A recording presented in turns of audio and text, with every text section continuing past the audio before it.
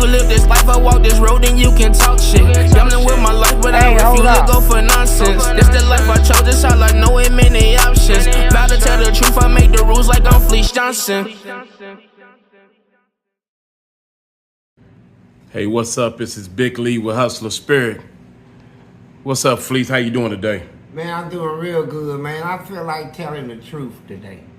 You tell the truth all the time, bro. I mean, more than I've ever told before. And here's why. See, I've been running into these ladies out here. They say, hey, man, booty man. I said, no, that's not my name. She said, well, what's your name, man? I said, you know my name, Fleece Johnson. She said, well, we won't talk to you. I said, about what?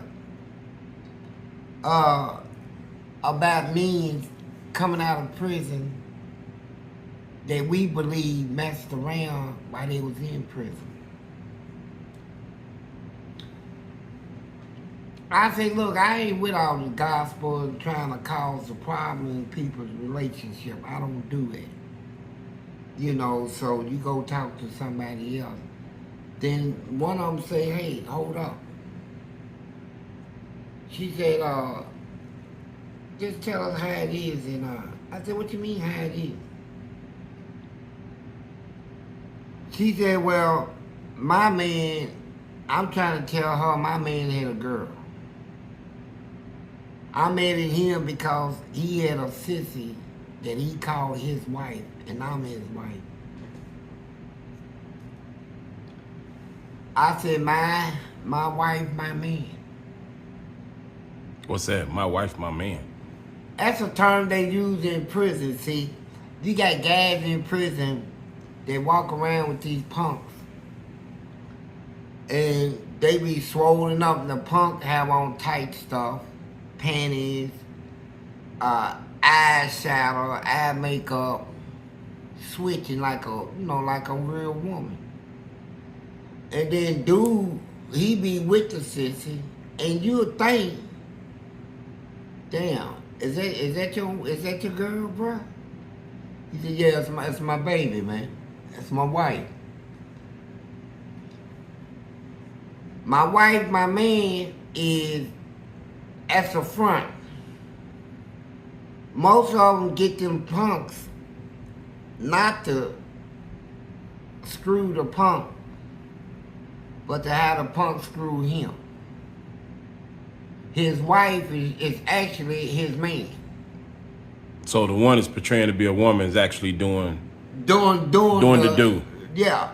It got so bad in prison that sissies in there didn't even want to be sissies no more. Because like these sissies is punks that they say they want a real man. They say, they actually think they women. They sit there and be talking, girl. Ooh, look at that guy over there. Ooh, he's cute. What's his name? All that. They talk like women. And look like women, built like women. And they want a real man. How would you know that, though? Huh? How would you know how they talk? I used to be one. I used to talk it. And I know the trade, I know how it's done. I done did it myself, right? You can look at me and say, damn, you's an ugly ass bitch. But you know what? Am I young?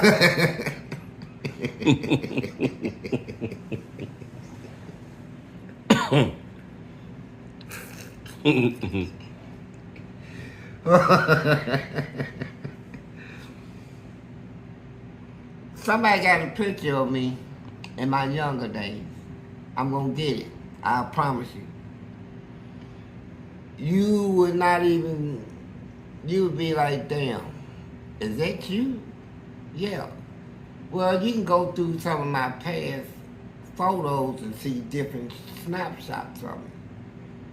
From older to younger to younger to younger to younger. One time I had a big afro, all this stuff. But anyway, my wife, my man, is a term used in prison describing relationships where the man that supposedly got this punk as his woman is really got the punk to be the man and him the woman. The roles are reversed, and it's a regular person wouldn't. I mean, somebody wouldn't know it. Yeah, you'll say, "Hey, man, is that yours?" He said, "Yeah, it's my wife." But when they go in the cell and make love, the punk is screwing him. Mm. And so it got so bad in prison where they called a meeting. All the sissies came together. They called a meeting? They called a meeting. All the punks in prison called a meeting and said, "Look, this shit gotta stop. We can't even find a man in her. We find somebody that claims he wants some butt. He wants us to screw him in his butt. Instead of me giving him head, he wants to give me head. Drink me all day. What's wrong with these niggas?" And they used to talk bad about him, these weak niggas. Was you in the meeting? Nah, I wasn't in that meeting, but I learned the other meeting. You know, I'm in at that time, I wasn't even participating, right? But I kept contact with people that, you know, even that though... were participating. Yeah, even though I'm not in the game no more, I'm still talking to people that is head in it, right? And I like a little gospel, you know, every now and then. And, yeah, they didn't know what to do. Was you using the gospel to maybe blackmail for money? Would you use that information to hustle? No. Okay. That stuff will kill you. That gay stuff will kill you in prison. The thing was, it was so many men and black men that was coming to prison, and after a while, when they get involved in the gay scene, man, I gotta get me some head. It'll start off like that. Then next thing you know, he's giving head. He got the punk for one reason, for the punk to screw him in the butt. And it's a big front now, so really, the sisters didn't know what to do. It was, then he had people like me called me to go into retirement. I'm like, damn. Everybody looking at it like something spiritual or something, you know, like a, you know, it ain't too bad if you see, I hear about 8 or 9 people might be gay, rest of everybody's straight, predominantly. But in her, it was like everybody's gay. It's like, not only that, but the sissy couldn't even get cock. They want a man so that they can suck him and have him to screw them. But the men wanted the sissy to screw them. You know, P. Diddy stuff. You know, that stuff they doing in P. Diddy. They got them, that's what they like in her. And men is coming in there like that. You know, men with beards and dreadlocks, swole, coming in. It's like leaving the streets is like coming to that world, prison world, is like they can let their hair down. They can let their hair down. They 300 miles from home. They ain't got no family members in there. Nobody, no kids, no women that'll judge them. And when they look around, they don't see nothing but a population doing it. Everybody seems like everybody's doing it. Everybody running around, hunching up on each other. They call it looking out. Yeah, you told us about that last interview. Yeah, looking out. You know, you my homeboy. I've been in 11 years, you get locked up. I know you're going to be glad to see me. I'm going to be real glad to see you because I'm going to ask you if you can look out, man. And you'll be like, what you mean look out, man? Nigga, I've been locked up, nigga, going on 12 years, bro. Nuts hot. My nuts is hot, my nigga. You know, you just fresh in, man. You probably go home next year, man. I still got time to do it. Look out for me, man. Give me some, man. Come on, man. Don't play with me like that. Play with you like what, nigga? Look out, nigga. And be serious. Let me ask you a question. Yeah. What's some stuff we wouldn't know about that guards would do for favors? Like to get you to what you know what I'm asking? Yeah.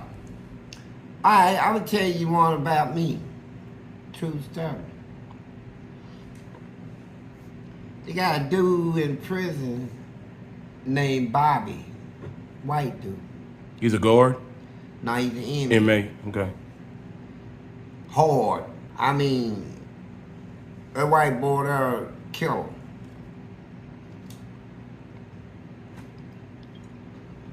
Everybody, all the white boys look up to him. A lot of people, but he can fight too. And he came to me one day. He said, Fleece Johnson, let me show you how bad these pigs want you dead. He showed me a David Bowie knife, brand new. They don't sell him in prison. A guard gave it to him. Show me the money. The guard gave him money and whiskey to kill me. You know what guard did it? Yeah. And you don't want to say name? Yeah, I can tell you his name, Joe Stewart. Joe Stewart. Yeah. Is that Eddyville? Warden, yeah, he turned into the warden. We turned into being real good friends too, but he knows he did it. Mm-hmm. Just like it was Joe Stewart. Check this out. When I told a story about the black dude, Freddie Dunn, the Muslim. Mm-hmm. That got killed in the cell? That the guard opened the door to let inmates in to kill him. Mm-hmm. Joe Stewart. That's who did that? Yeah. Not only that, wow. But one day, this dude named Charles Hicks had a big mop bucket with boiling stuff in it. I heard the gate open. Early in the morning, 3 in the morning. I'm laying in the bed, stuck my mirror out and looked down the hall and seen all that smoke come out of that bucket, a steel mop bucket. Joe Stewart was gonna let him burn me in my cell, man. How did you stop it? Well, when he got to my cell, I was holding the mattress up. He threw it, it just hit the mattress. Oh, okay. It didn't get on me, like he should have smacked it up at the ceiling. That would have made me drop that mattress. Cause it would have got on me. It was boiling hot. I ended up whooping dude, but me and Joe Stewart, later on through the years, became friends. How you become friends with somebody that was trying to... Well, you understand battle. When you fight battles in prison, you kind of fight a battle by a code. You know, we don't take things personal, right? Like, if I fight you, I expect you to fight me back. That simple. You know, the next day we can call a truce, man. You fought me, I fought you. I didn't mean to get you off track. Back up to the favors, the guards. Yeah, now. A lot of guards in prison are ambitious. They want promotions, more money. Some of the guards come out racist, and they want certain black people treated like dogs, killed, all this. They want to initiate it. They got an organized racial organization that works inside that prison. It's inside the correction cabinet. Racist. Proving it, it's easy. But proving it legally, by court and all that, it's hard. Not even worth it. But the point of it is, they do favors. Like, inmates got the guards outnumbered already. Here you are, you one guard supervising 200 of the most violent inmates you ever heard of. You gotta walk past them every day while they out there where they can reach and touch you. You walk through 200 of them. You one person, a guard. And you can command respect. They are scared of them guards. And what the guards usually do when inmates really start firing off at the temple is develop ways where they'll fight each other. The guards would be behind the shit. What, behind the inmates fighting? Fighting each other to keep them from fighting them. Mm-hmm. And then they make money off of it anyway, because when a riot breaks out, they get like hazardous pay, like twice the salary every day. What they make in 2 weeks, they get paid in 1 day. That type of stuff. And so they do favors, man. They do favors. Inmates are like to go to bus an inmate, go in my cell, find cigarettes, contraband, a knife, some weed, or a lighter, or something, and said, I need a favor from you. I can put you in the hole. Yeah, is this the true story you was talking about? Mm-hmm. What they find in your cell? Well, in my cell, they ain't find shit, but I know somebody's cell where they found some stuff, right? Okay. Weapons.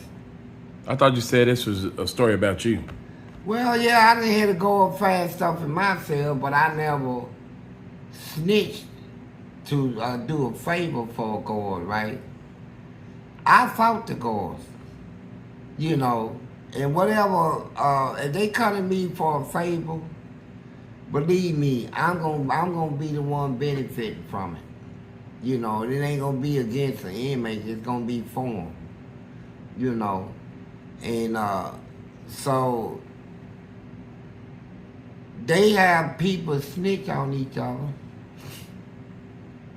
You think they got a rat problem out here in society? Go in prison.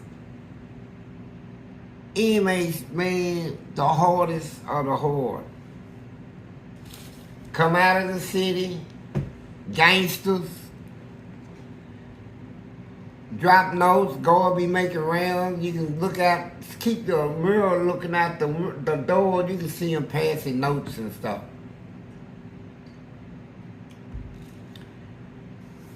They got a rat population in prison. A real bad one. Because them young guys realized for the first time they made a mistake. They can't do all this time. What the court told them, damn, I got 40-something years.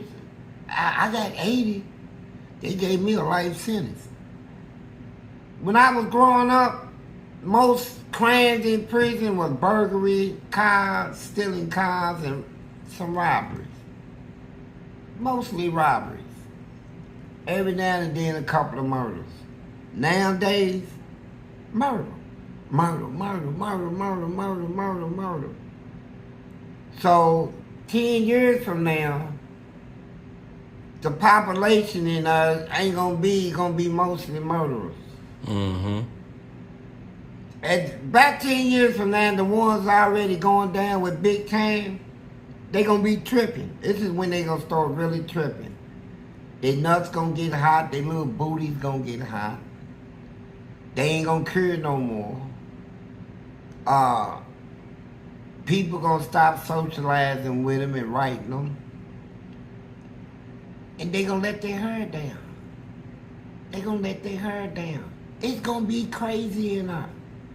You know, these little young, beautiful guys going to prison, giving up all their booty. You know, it's gonna be a big booty thing, you know. It's gonna be dangerous too. I don't want to get off track from these favors. You told me a story off camera one day. Yeah. On how Guards did favors to watch you. They got freaks in them.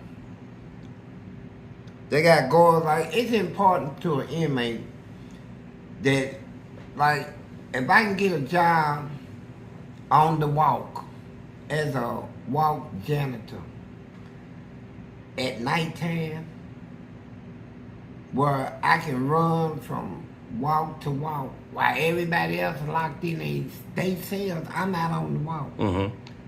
Going from cell to cell, walk to walk, floor to floor. And that's a freedom feeling, man. You can accumulate a lot of wealth, a lot of stuff, get you some booty, do a lot of stuff. Yeah, you can sell a lot of contraband while you're doing that. Yeah, doing that. Everybody's contraband pass stuff, you know. Mm-hmm. And because people can't get out to do it, you the only one out. Now, but the guards, they want to do a favor. So, there was this inmate that this guard wanted to see me have sex with.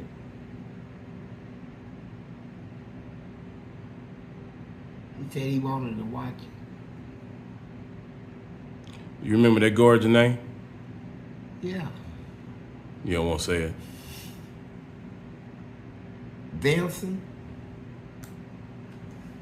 Vincent. Yeah. Vincent. His name was Vincent. And so, I feel safe saying Vincent because it's being 4 or 5 Vincents working in there, so it's one of them. I just don't want to say which one. But yeah, it was Vincent. He said, asked me if I thought I could. I said, I know I can. He picked the guy? Yeah, guy, he wanted to see if I could fuck. And he wanted to watch it. So I told him what to do, leave his door open. And let us, tell him to follow me and let me show him the ropes on what to do, on cleaning up, what to clean up and all that. So the guy said, yeah, I'll take the job. He said, you do whatever he said, because if he said you ain't following his lead, I'm gonna write you up, put you in the hole, and fire you. How you know you was going to be able to get him, though? I know. I know these inmates. Plus, this one here, he got a nice body, nice ass, everything, thick lips. Motherfucker always asking for shit, right? Got some thick thighs on him too. One of them athletic motherfuckers and shit, right? So I'm like, fuck. I've been looking at him anyway, so this is good. Me said, if I can do that, he'll keep me out on the wall and bring me certain things, weed, all this stuff in. So I said, okay. So I went to his cell. I said, after he told him all the rules, I said, you working with me. He said, yes, I know. Just tell me what to do. I said, yeah, I'm going to tell you what to do. And I said, look, man, I'm not with a whole bunch of romance shit. You just hold up. What you talking about? Like I said, nigga, I ain't with no whole lot of romance shit. Nigga, I'm straight up thug, nigga, with the this booty shit, nigga.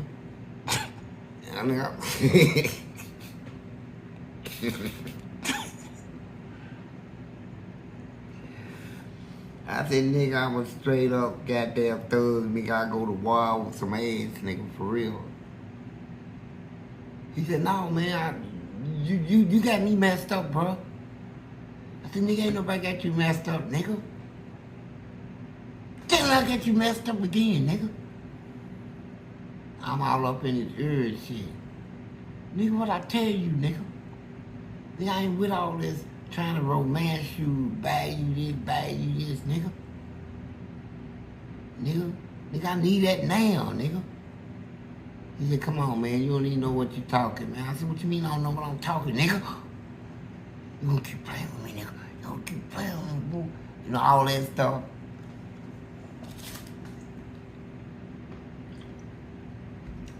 I gripped his cheek.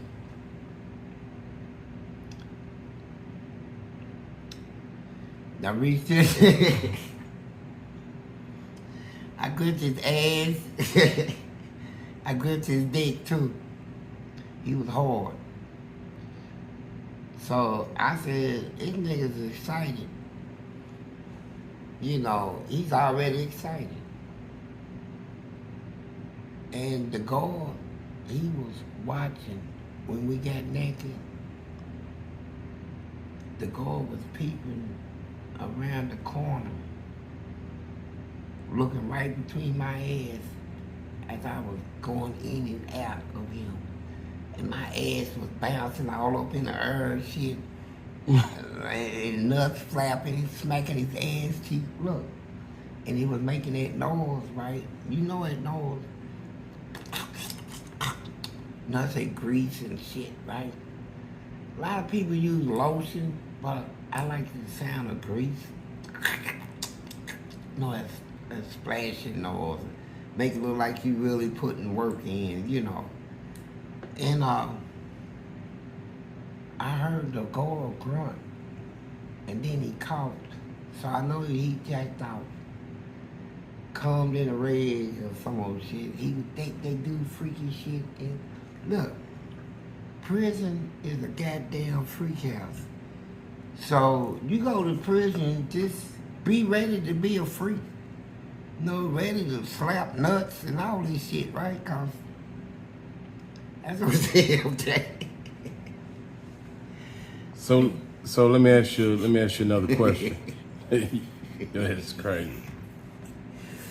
Boy, I tell you what. What other ways is it to get high, catch a buzz in there besides weed? I'm glad you say that. Now you got a lot of people go to prison that can't get no weed, can't get nothing. And some prison is just ain't got shit. Motherfuckers ain't hitting on nothing. So to get high,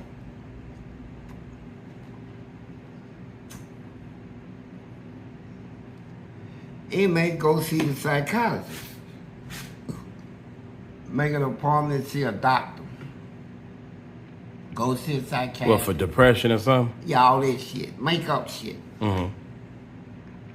But what they don't realize, they gonna end up going crazy for real. Off the medicine? Yeah, the shit they put them on. Yeah. Like they got one shit they call Hound Dog. Y'all heard of Thorazine? Is this Hound Dog is twice what Thorazine? Yeah, Thorazine and Seroquel. We done heard of those. But this damn Hound Dog got some type of hormone in it that would make you grow titties. You told us about that before. Yeah. And so these motherfuckers lose their man in her. They sniff glue. They go down to the wood shop, soak a rag in glue, put it in a bag and huff and puff in it. And that's how they get high. You know, pills. You go, it's just how nasty they are. They, like, when they holler pill call, and open the dorms, it'll be, no exaggerating, about 300 people in the pill line. That's how the line will be blocks and blocks long. And when you get to the window, they give you the pill, the guard is standing there. He said, raise your tongue up. You gotta stick your tongue up. He shine a flashlight and wiggle your tongue. The ones that, now look, this is how bad they won't get high. The ones that can cuff the pills, take it out of their mouth,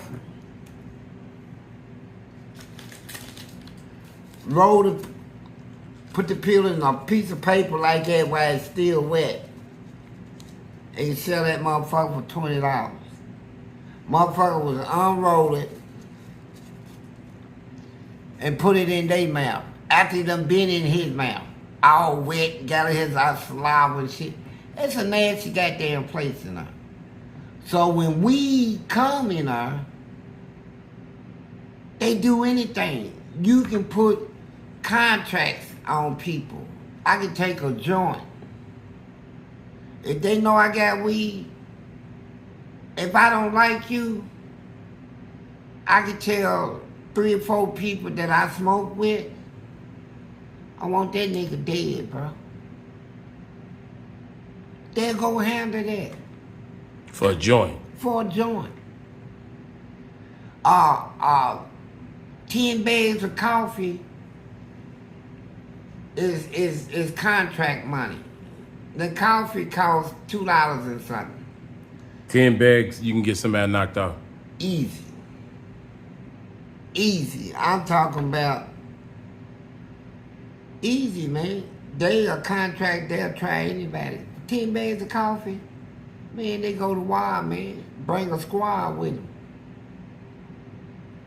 And it's nuts, but let me tell you about How do they do it without getting caught?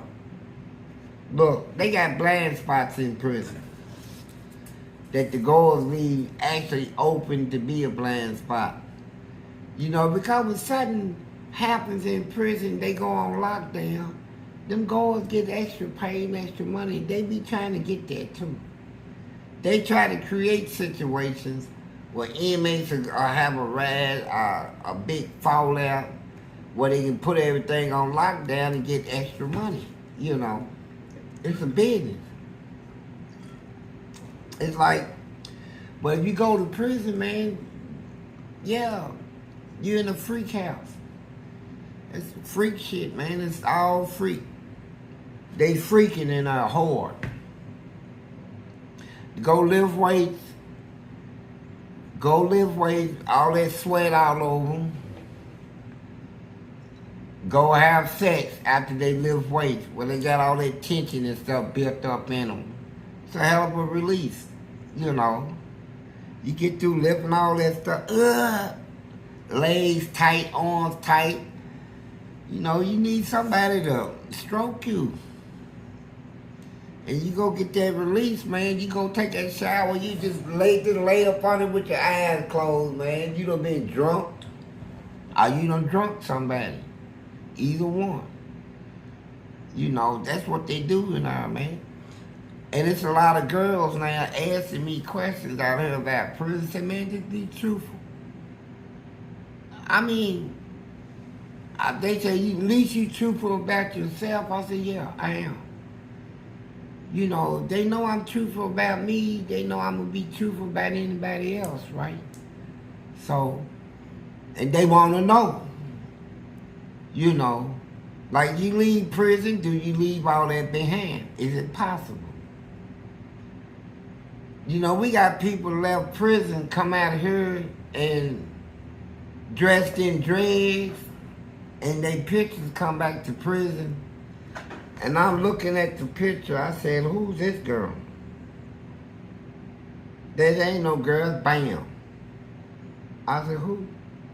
Bam, nigga. Bam! I said, damn, he didn't. And then, you know, they come to prison, man, they do their thing. And it makes it's so many, it's like an explosion in her now. They coming in out with hot bodies, man. These little young ones got these hot bodies, man. I'm talking about booties and stuff, man. Got them dreadlocks and hair you can wrap around and around your hand 2-3 times. That type of stuff. But here's the thing. Can you imagine how it feels? Now, imagine how it feels. You a man.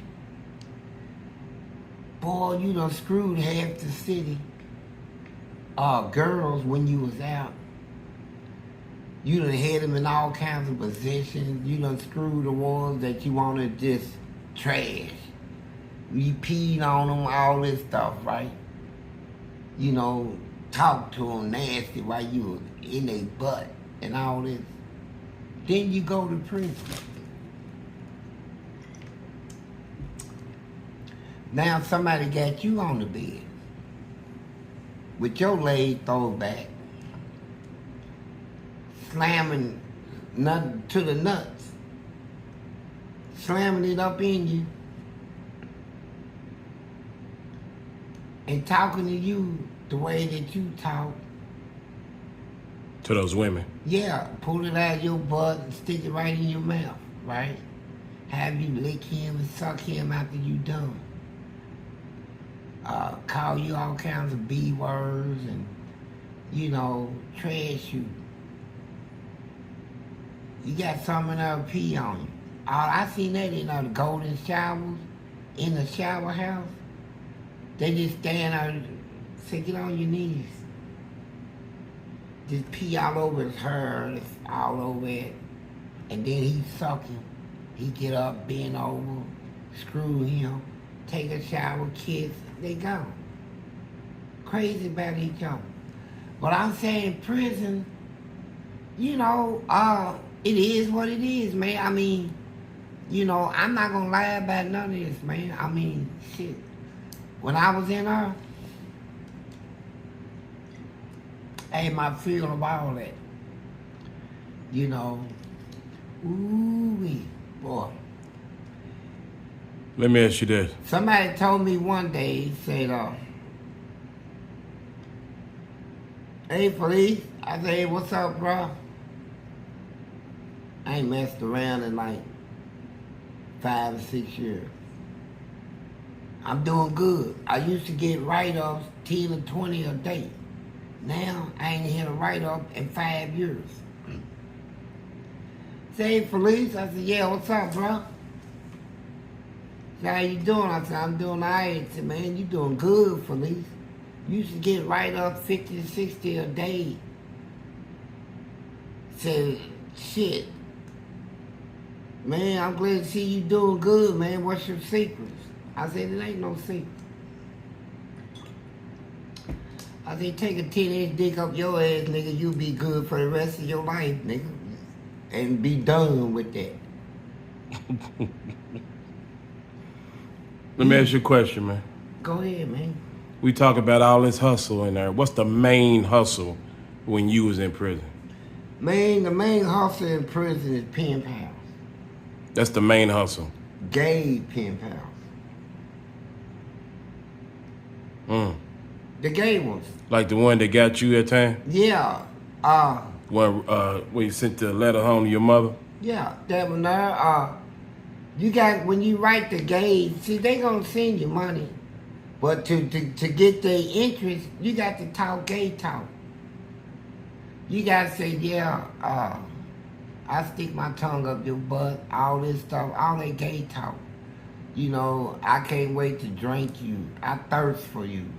That was one of my main sayings. I thirst for you. That aroused all their blood and stuff. Cause, you know, they gay for real. And so, they want you to prove yourself. Then you gotta call them your wife. And they'll write letters. But every time they get a letter from you, they want to hear you talking about how you gonna stick your big old thing in them and throw their legs back and suck them and suck their breasts and all this stuff. And you gotta write sex letters. Now, after a while, you'll find yourself writing them letters and actually getting aroused at what you're saying in it. You be getting more and more aroused. You know, you get money from him, sure. But that's the main hustle in her.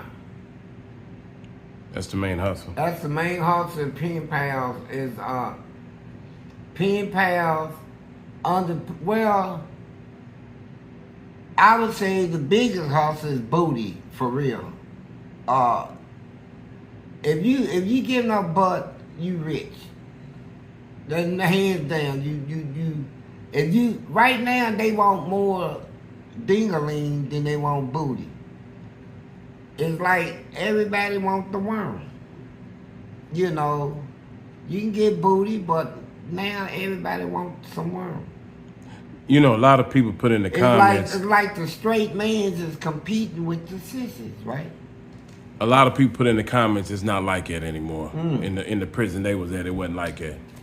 Well, I tell you what. I can put you in the West End in a certain spot where they always talk about how bad the West End is. You can say, no, it ain't like that. Yeah, at the time you was there, and wherever you was at, maybe not. I've been in prison. I did 40 years, right? You got a lot of people right now don't want to admit what prison is. Just like they say slavery is gone. Is it? White people ain't racist no more. For real? Modern day slavery exists. Modern day no blacks allowed exists. Like I said, they don't hang signs up saying no blacks allowed. They just raise the prices up in their business that blacks can't afford to keep them out. And make it hard for them to get in, right? Get them all on food stamps and all this shit. And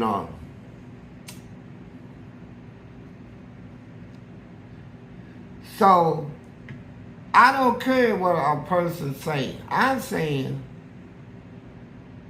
when I left prison, it was still like that. Booty was everything. And the worm, they want the worm now. The straight means they're coming off the streets. It's like they come off the streets just to have sex in prison. And then they go back to the streets. A lot of them come out the streets because they running from death. They feel threatened out here. They was in a trap out here in the streets. People trying to shoot at them and kill them. They go to prison, man. It's like checking up off the streets, right? Like check-in. You know, feel safe when in prison. But then you got a lot of them go to prison just to have gay sex. You know, the little thing with women ain't working. I'm glad you said that. How do the homeless and the bums survive in prison? Well, where they survive out here, but same way. You got bums in there. I give 3 shots of coffee and he'll walk around and pop you in your eye, right? I got some that I give a bag of coffee and get him to lick my butt, suck my toes, sit on my thing, screw me. They'll do anything. They'll take they bums. And just like you see them in out here on the streets, you in the prison, they got you got more in there than out here. You got about 400 or 500. That every time they see you, they gonna try to bum you out of something. Hey, how you doing out, Fleece? I like your shoes you got on, man. Hey, can I get a noodle? You got a noodle? Can I stop by your cell get a noodle? Hey, Fleece, can I get a pop, man? Come on now, you know, hey, can you spare 20 cents when you go to the store? And that's who your workers end up being, I guess. Yeah. You can take them and make workers out of them. Use them as spies. Keep you informed on what's going on. use them to hold on to some of your contraband items. They won't mess it up? No, they ain't gonna mess it up. So you gonna give somebody that desperate your stuff to hold on to? Yeah, because I'm gonna take care of them. I'm making more in the long run. I got somebody now holding thousands of dollars worth of items for me. I don't have to worry about the guards trying to track me down and trap me and write me up and take my stuff. These people is doing it for me. And the guards will never suspect they even doing it? Oh, they hear about it every now and then. You know they got too many rats in prison. Rats. You got a lot of bums. They get stuff from guards, favors. Guards be like, no, I'm gonna give you some extra dinners and stuff.